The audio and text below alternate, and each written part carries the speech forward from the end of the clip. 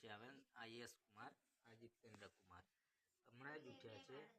હવે એમના માટે ચા બનાવે છે એની મમ્મી। એટલે હવે અહીંયા ચા બા પીશે પછી નાશે ધોશે એટલે થોડા ફ્રેશ થઈ જશે થઈને પછી સ્કૂલમાં જવા તૈયાર થવાના છે।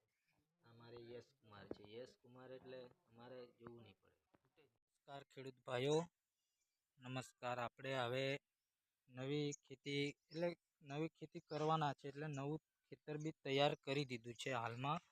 અને આપણા ખેતરમાં હવે આપણે છે ને ખેડાવીને તૈયાર કરી દીધું છે। તમે જોઈ લો, આમાં છાણિયું ખાતર એક ટોલું નાખી દીધું છે ઓલરેડી, મેં નાખીને ખેડાવી દીધું છે। હવે આપણે જે પાયાનું ખાતર ડીએપી નાખવાના છે અને પોટાશનું મેં અંદર નાખવાના છે।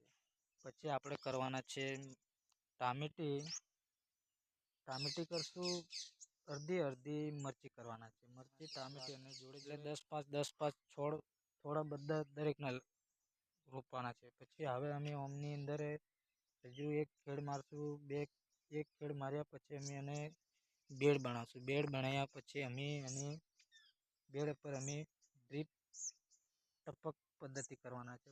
ટપક કર્યા પછી મલ્ચિંગ કરશું। મલ્ચિંગ કર્યા પછી અમે મલ્ચિંગના હોલ કરશું। પછી જે આપણે રોપા નર્સરીની અંદર તૈયાર કરશું એ લાવીને રોપવાના છે।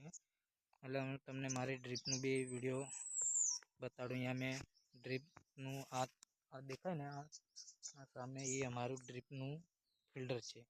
અહીંયા મેં અંડરગ્રાઉન્ડ પાઇપલાઇન કરી છે અને અહીંથી અમે હું તમને બતાવીશ હું ખેતી તમને બતાડીશ। મારું ખેતર ઘઉં, આ મારા ઘઉંનું ખેતર છે। આ ઘઉંને પહેલું ખેત જ કર્યું છે। ઘઉં સારા એવા ઉગ્યા છે, સારું એવું એનું વર્કિંગ એટલે સારો વિકાસ છે કહેવાનો। કોઈ એટલું બધું આમ એવું નથી લાગતું કે ઘઉં એટલે સારા એવા ઘઉં ઉગ્યા બી છે, સારું એવું એનું માવજત કર્યું છે। એની ખેતી આપણી સારી છે કહેવાના મતલબમાં કોઈ એટલું બધું નુકસાન નથી। અમુક જગ્યાએ આ સસલા આવીને ખાઈ જાય ઘઉંને। આ જુઓ સસલાએ ખાધા ઘઉં, હા છે ને ઝાણા કાઢી નાખ્યા છે। અમુક સસલા આવી જાય પછી અહીંથી સામે પેલું દેખાય ને એ અમારું સોલર છે। સોલર ઉર્જાથી જ અમે 3 HP મોટર લગાવી છે, એનાથી પાણી આવે છે। અમારે અહીંયા એક કુંડી લગાવી છે। અહીંયા તમને દેખાય ને સામે એક કુંડી ત્યાં છે, ત્યાં આપણે પેલા ખેતરમાં હમણાં ગયા હતા ને ડ્રીપ કરવાના છે, અહીં બી ડ્રીપનું કનેક્શન કર્યું છે। પછી ત્યાં કુંડી બી ડ્રીપનું કનેક્શન છે, એમ એટલે દરેક કુંડી અમારું કનેક્શન અમે કર્યું જ છે। એટલે અમારા ઘોડા ઘાસ એમ કે નેમ્પિયર ઘાસ, ઘોડા ઘાસ કે છે, નેમ્પિયર ઘાસ કે છે। આ 7-8 વાર એની કાપણી બી થઈ ગઈ છે। હવે પાછું બીજું નવી શક્તિ ફૂટે છે। આ બીજું અમુક મોટું છે, આ પહેલું કપાયું છે તે આ રીતે છે। એટલે અમે પશુપાલન બી કરીએ છીએ અને અમારું ગ્રીન હાઉસ નર્સરી સામે દેખાય ને અમારું ગ્રીન હાઉસ નર્સરી છે।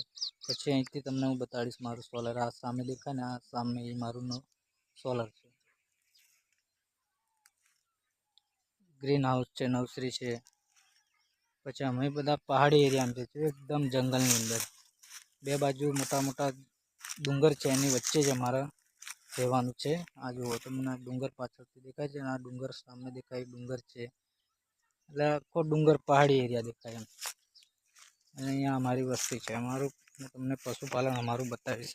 ગાય છે, પછી હમણાં જ વિયાણ થયું, 1 મહિનો 15 દિવસથી આપેલું એનું બચ્ચું હતું છે। પછી આ મારી ભેંસ છે, ભેંસની આ પાડી છે। પછી હમણાં વિયાણ થયું ત્યારે પાડો આવ્યો। પછી આમ હું અત્યારે ઓલરેડી કુટુંબિક દાનનું બી કરું છું સાથે સાથે। આ પેલી એક દેશી ગાય છે, એની વાછડી છે। પછી આ ગાય હાથે અમે વાછડી છે, એક વાછડો છે।